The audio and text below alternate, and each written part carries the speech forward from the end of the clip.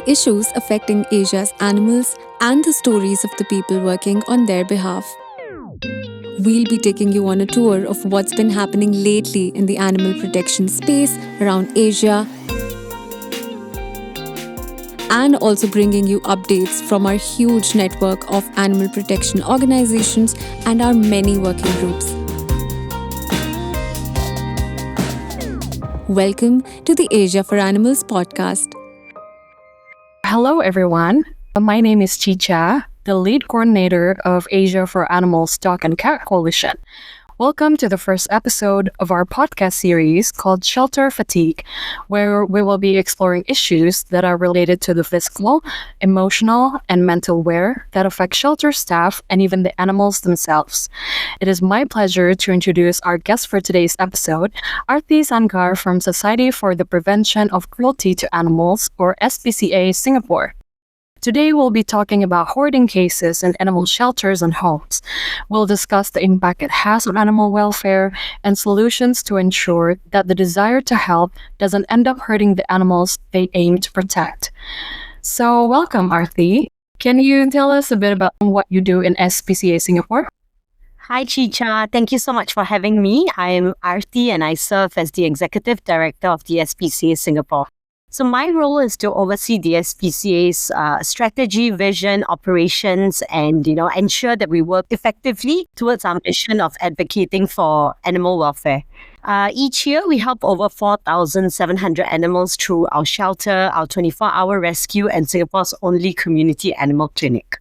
That is so great. Yeah, and I'm very familiar with SPCA Singapore's work. You have done a really great job with, the rescuing the dogs and cats and trying to rehome them in Singapore. So, some people may question, why are we talking about hoarding cases? As someone who oversees dog and cat issues all over Asia, just like you, Aarthi, animal hoarding cases are actually more common than we think. And even though they often start from compassion, they can actually spiral into situations that harm both animals and humans. So, Aarthi, can you explain a little bit about animal hoarding? Hoarding, when it comes to animals, usually refers to a situation where individuals keep more animals than they can reasonably care for.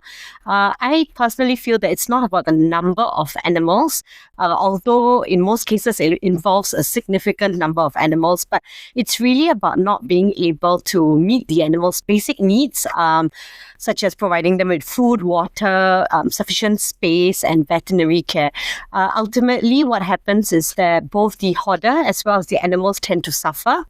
In straightforward cases that we see, it's usually because of a lack of sterilization or a belief in sterilization, so the numbers can quickly spiral out of control. But in more complex cases, it could be, situations of backyard breeding. So families, who thought that they could make some quick money from selling the offspring of their pets, or in even more complex cases, it could be mental health issues.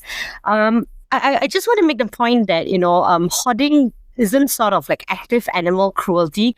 It often stems out of a love for animals and wanting to care for them, take them off the streets, except of course in cases of backyard breeding.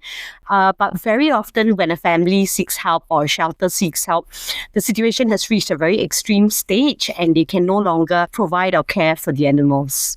Yes, exactly. And in Indonesia, for example, hoarding cases are actually very, very common, especially in homes. So the people don't really claim themselves a shelter, but they're actually just an individual who loves animals, and either they're not very aware of sterilization and, all of their animals or pets are mating with each other and they are multiplying in numbers. And then somehow they just are categorized as animal hoarding. So it's really, really sad. But I don't know, in Singapore, how often do you find hoarding cases, in animal shelters and also individuals? It's actually more often than one would think about Singapore because, often people have this perception that Singapore is quite progressive in terms of our TNRM efforts. We have been doing well in terms of free roaming dog population. But most of us live in public housing in Singapore, which are high-rise flats. And this can be quite small. So the average amount of space per animal is already quite small. And we live very closely to our neighbors. Often we share one corridor. So last year, SPCA attended to 23 cases, and these were all cases reported to us, and they involved about 355 animals. For shelters, I think we are a bit luckier here that we have a good, strong system of supporters, and generally everyone tries to help each other. But there are, independent, smaller shelters who end up taking in more animals than they can care for, often because, they find it hard to say no. So the government has recently announced that they're going to work on some guidelines to help shelters better improve the animal welfare. I did raise that, animal to caregiver ratio is something that should be considered. So hopefully that works out for us. I see. Yeah. So does Singapore has a specific law for shelters? Like, are there any laws that limit the numbers of animals that shelters have? In one facility, and if they exceed that limit, they might be reinforced by the law or something. So we do not at this juncture have, comprehensive laws around exact numbers, or even shelters are actually not licensed in Singapore yet. But only if you run a clinic on your premises. So SPC is the only one who has a clinic, right? But other animal establishments like pet shops, they are licensed. And there are some minimum space guidelines that are required. Most of the animal shelters in Singapore are actually leasing space from the government. They do put up in a facility that's already provided by the government, except SPCA and a couple more of us. So while that doesn't exist, the current animal welfare laws, they cover two main things. One is cruelty to animals. The second is, discharging your duty as a pet owner. And in this situation, the shelter will be considered as the main custodian and the caregiver. So if certain welfare needs are not met and, these are raised to the authorities, then there's a possibility of, any kind of penalties. Although it is a very challenging dilemma, right? Like, we are also facing a wave of abandonment in Singapore. So everybody understands that animal shelters are quite taxed and, they're struggling as well. So it's a neither here nor here situation. But for SPCA, we have internal, guidelines for ourselves, given that we are the largest organization in Singapore when it comes to an animal shelter. So for us, we go with 70% of our capacity. And in fact, that in itself is a bit of a challenge sometimes, because 70% of the space we have doesn't equate to the same thing as how many staff you have caring for them. So if you're understaffed, we're overwhelmed, the animals still can be compromised welfare situations, right? So it is always a bit of a dilemma when it comes to the shelters. Same for houses too, currently there are no licensing rules for cats, and most of the cases that we deal with are cats, right? So what happens is that unless there has been a compromised welfare situation, it is very unlikely that anything could happen to those animals.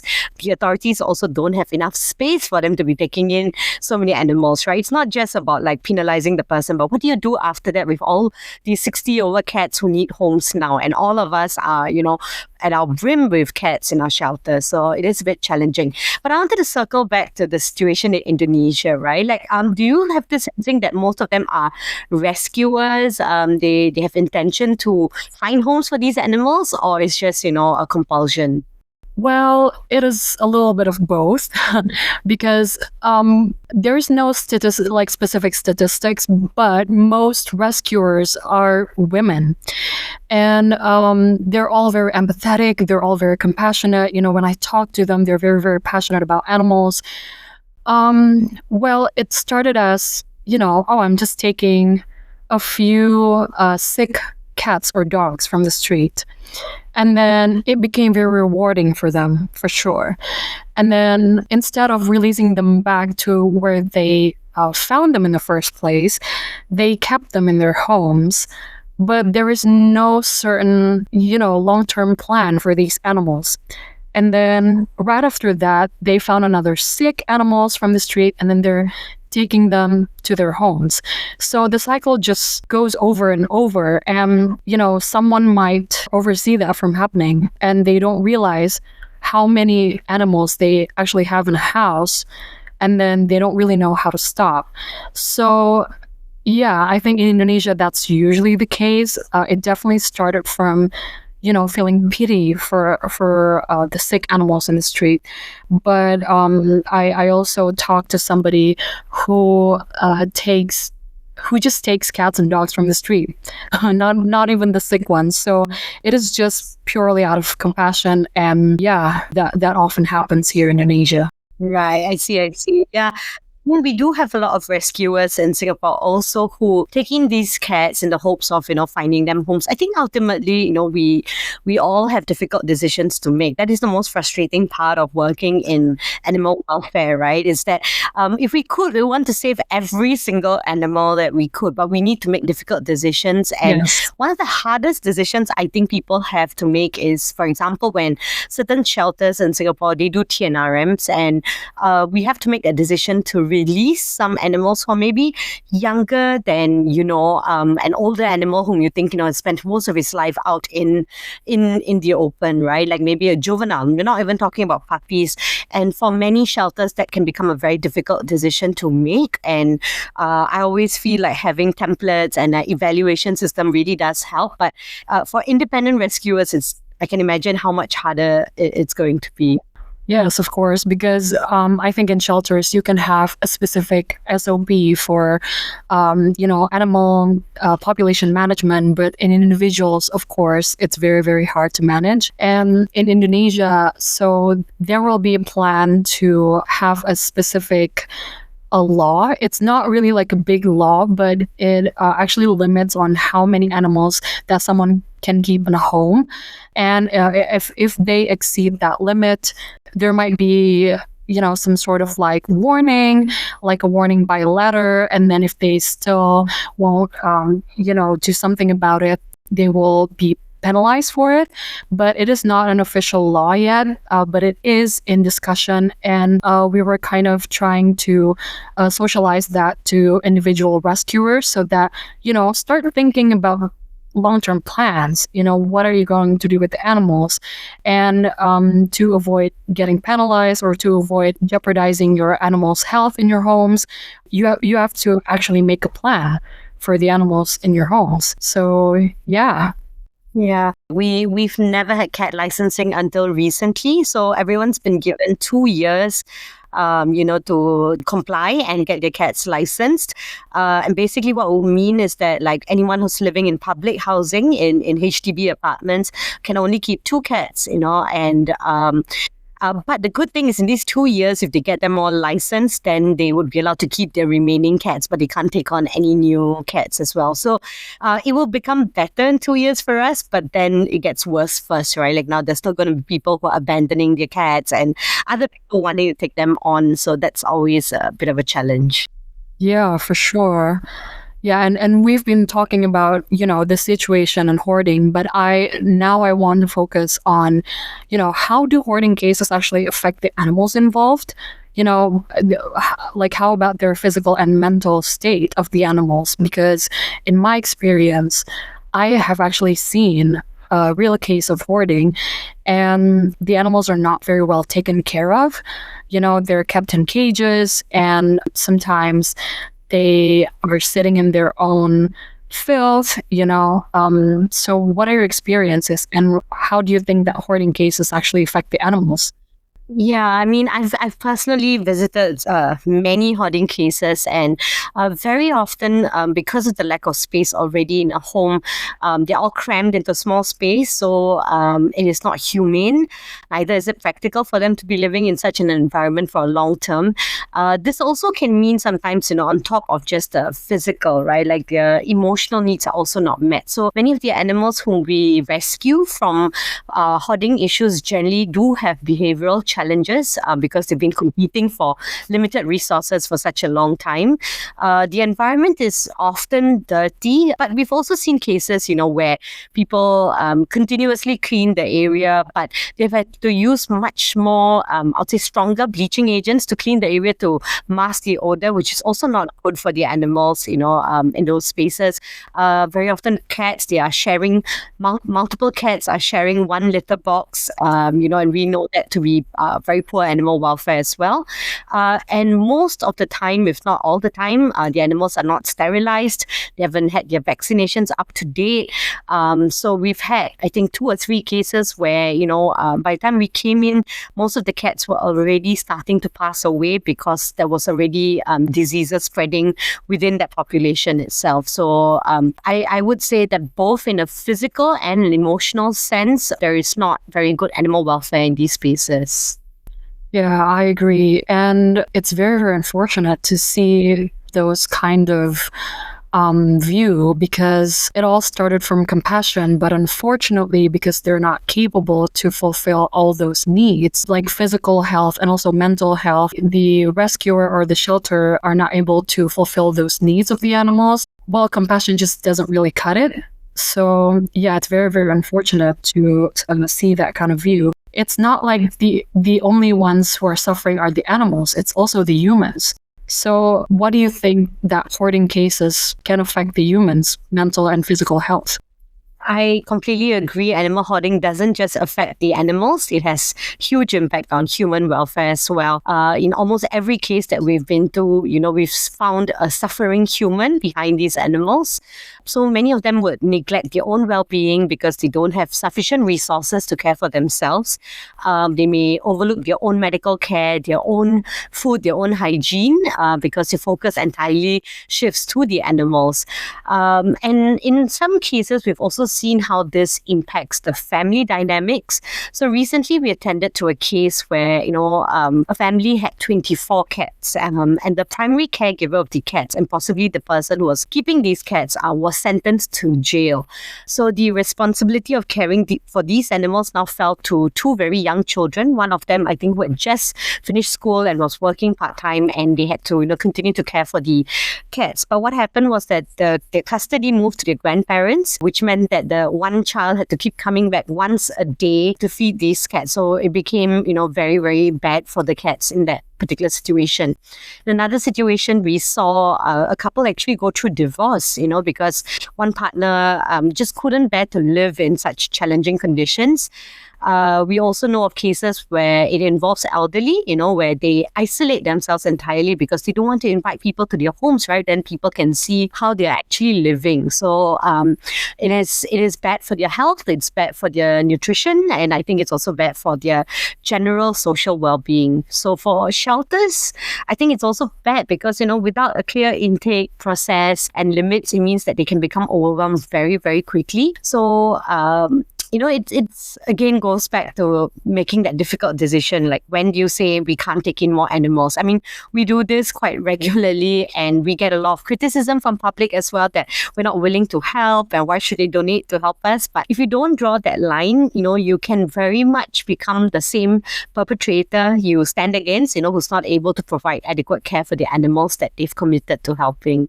Yes, I completely agree. As someone who also works in the shelter, I think the pressure is also on us, because people expect us to be saving all these animals and including the animals from hoarding cases. And we have to set that boundaries. I agree with you, because if we don't, we would end up like those people. I mean, I don't mean this in a negative way, but if we don't limit ourselves, if we don't draw that clear boundary, I think we can also end up being a hoarder, and that's not very good for us financially and in like health as well, and also with the animals.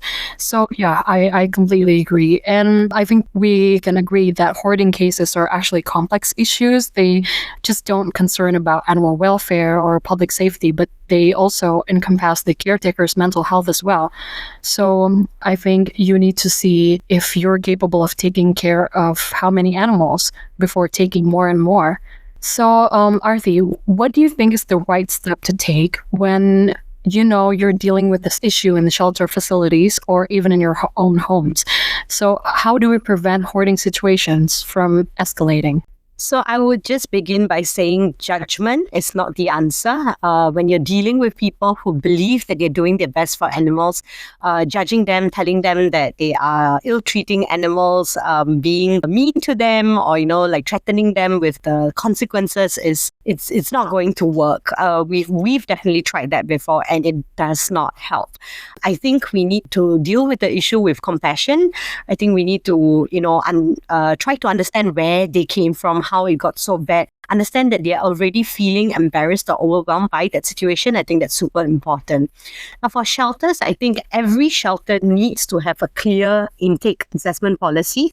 So, we must remember that living in confinement in a shelter, which is more often than not a very stressful environment, is not always the best outcome for an animal. So, of course, there are cases, where there are cruelty or poor welfare, where it's impossible to say no because you're what's standing between a life or death situation. But for most of us who are involved in things like TNRM, we can and we should make thoughtful decisions about how we release healthy, free-roaming animals who may not adapt well to a home setting to begin with. This way, we can really focus our resources on animals who need the intervention. At the SPCA, for example, we try to do multiple evaluations with each handler who interacts with an animal who comes in. This, of course, only animals who come in from the streets, not from people's homes, right? In those cases, it's quite clear-cut that we need to keep these animals for rehoming and treatment. So when we do multiple evaluations, from the person who traps the animal to the clinic staff who are interacting with them and the shelter staff who know them the best, we can also try to avoid emotional decision making. So at the same time, it also means that the responsibility of saying no or saying yes doesn't rest on just one individual. For home, I think the solution is really sterilizing every pet. I mean, for me, I personally feel that every country should mandate sterilization of pets, right? It is critical to prevent overpopulation and, situations like this from happening. But if you know that a loved one or, a rescuer in your neighborhood, who's very affectionate towards animals, is regularly picking them off the streets and they're not actively trying to rehome them, then I think you need to get professional help, right? There needs to be a social service agency who can support humans with their mental health challenges as well, because that is the hardest part for us in Singapore, is that very often we are not really trained to handle the human beings, who may, go back to these habits after a while. Yes, exactly. I agree, because in shelters, we often rehabilitate animals from hoarding cases, but sometimes we don't really know what to do or how to help the people who are involved in hoarding cases. And I think I just want to add also that if you feel like you are dealing with hoarding cases as an individual, it is okay to ask for help. It is definitely okay to ask for help. And because I'm also working as a veterinarian in an animal shelter, there is no judgment. There is no judgment, because I understand that sometimes people are not capable of giving the animals they love the best life that they needed. And that's okay, because every situations are different. So I think for me, don't hesitate to ask for help and get some professional help. I agree. Do you know if there are any resources or support systems available in Singapore for people who are struggling with hoarding tendencies? In Singapore, well, I'll come to Singapore in a bit, but even for us, when we started to handle these hoarding cases more, I would say with a more intentional effort, we did find that it was a bit challenging to find a lot of resources, but there are some resources from ASPCA and PAWS that people can refer to. But I think hoarding looks different in every society, so a shelter or an animal welfare organization is going to have to find a method that works best for them. So for us, what we are trying to do right now is to try to involve social service agencies who are trained in supporting individuals with such tendencies, right? Because it's not really just about rescuing the animals who are currently in the home, but it's about ensuring that there's ongoing engagement and support to prevent relapse.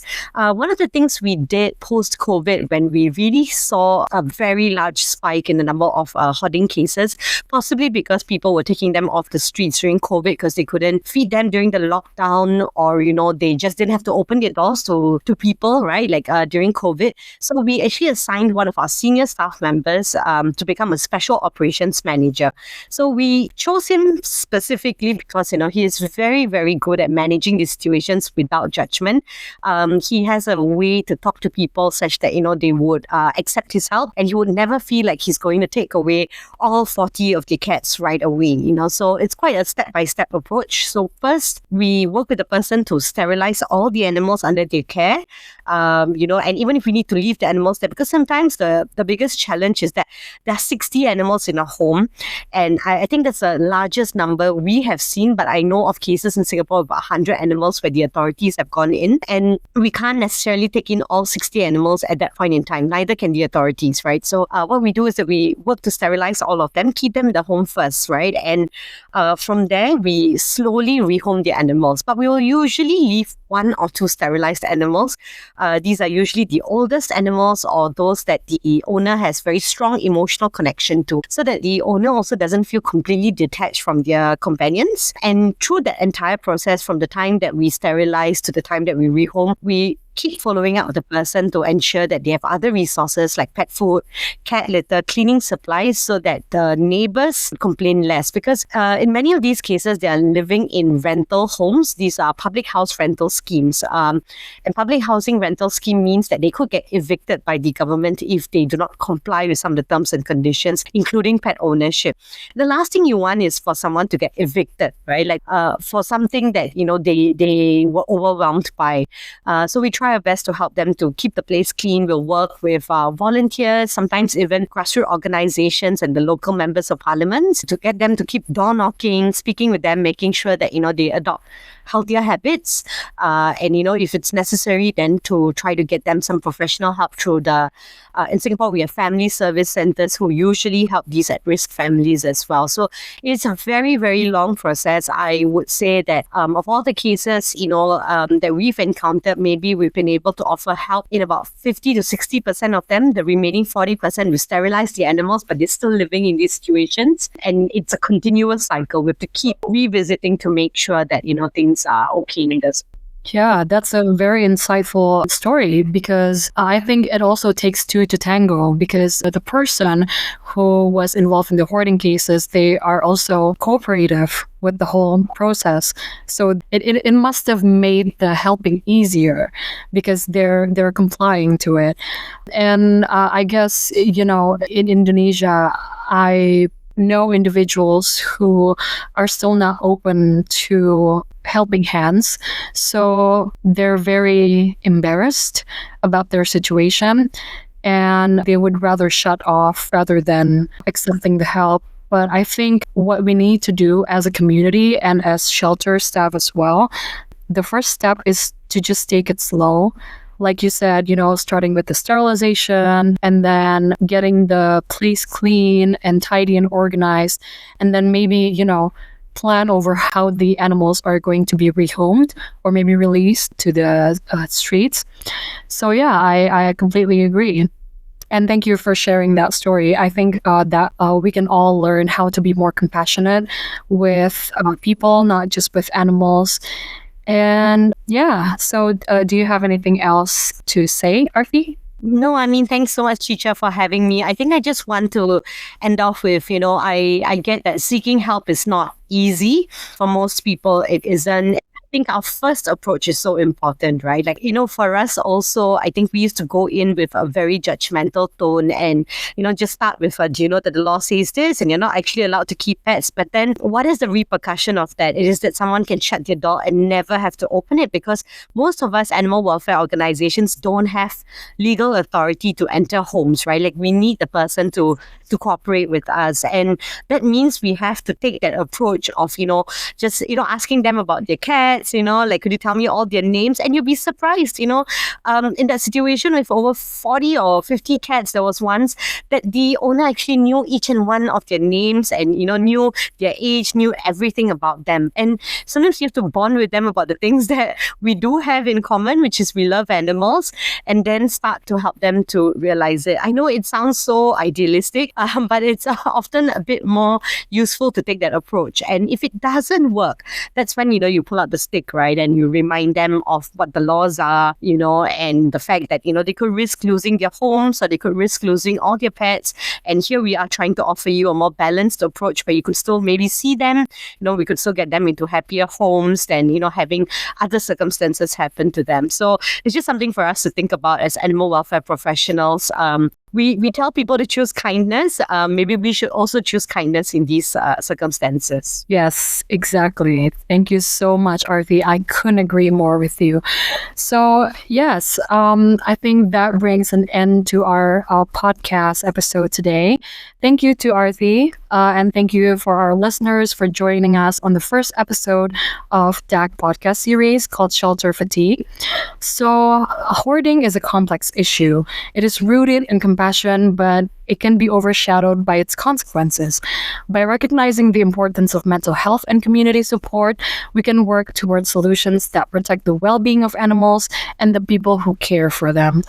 If you have any questions or topics you'd like us to cover in future episodes, feel free to reach out to us through AV's social media channels, and don't forget to check out SPCA Singapore's work. Yeah. Thank you. And don't forget to tune in to other Asia for Animals podcast episodes. Thank you. Thanks for listening. You can find everything you need to know about our work and connect with us at asiaforanimals.com. Tune in for the next episode. Asia for Animals Coalition, a united voice for Asia's animals.